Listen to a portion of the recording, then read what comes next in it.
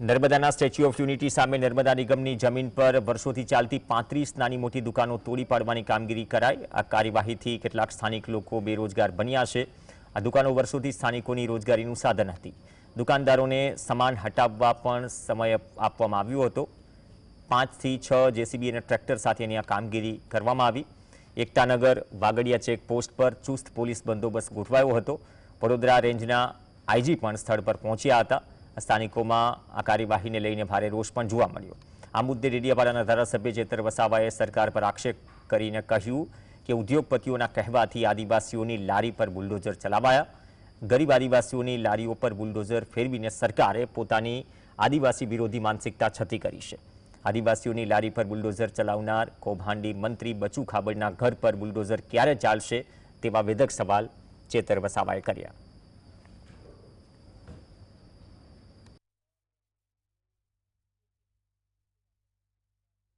आदिवासी विरोधी मानसिकताओं सामे अमे लड़वा माटे सड़कथी लईने सदन सुधी अमे लड़ीशुं। अमे न्यायिक रीते पण लड़ीशुं अने तमने जड़मूळथी उखाड़ी देवा माटे पण आदिवासी समाज एक दिवस बहार आवशे। ते दिवसो हवे दूर नथी। जय आदिवासी, जय जोहार।